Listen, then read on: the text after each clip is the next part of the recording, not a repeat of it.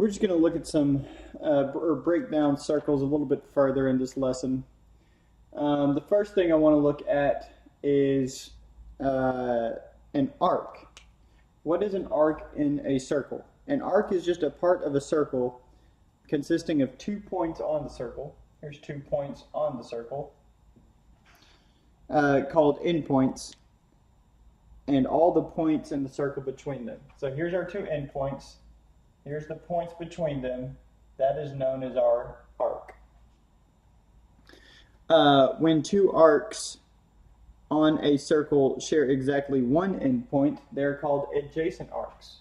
So say there's an arc here, and I've put another arc here. These would be adjacent arcs. They're next to each other. Now, what you'll need to know is something, you'll use this in Algebra 2, geometry. It's a central angle. Now, what a central angle is, it's an angle whose vertex is at the center of a circle.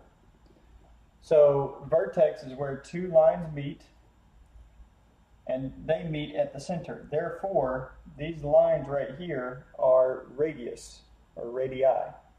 And this is a central angle.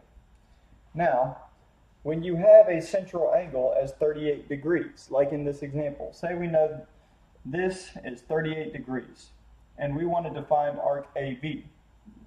Arc AB, its intercepting arc, meaning the arc that lies between the 2 endpoints that the lines create, its arc is the same measure as the central angle. So therefore, arc AB equals 38 degrees.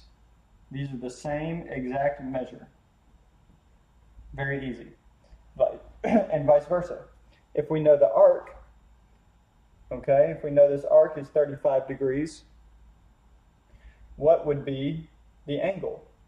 Well, the angle would also be 35 degrees.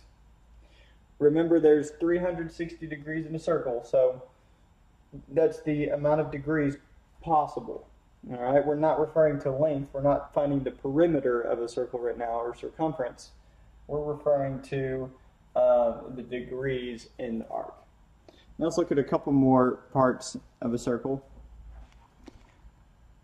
If we have an arc like this, it's 140 degrees. How we would write it is x, y, and we would do the little circle thing on top of it. That is the sign for arc. Now x, y is a minor arc. Now it's a minor arc. It falls between 0 and 180 degrees. And so it's not 0 or 180, but it's between them. A major arc would be an example right here, and that's an example, and we would call that x, z, y. You could also call it y, z, x, and that would be an example of a major arc. Major arcs fall between 180 degrees and 360 degrees. And then the last one, I think you all know it is a semicircle, and a semicircle is cut by a diameter because it goes through the center and it's 2 endpoints, and it divides it into 2 180-degree arcs.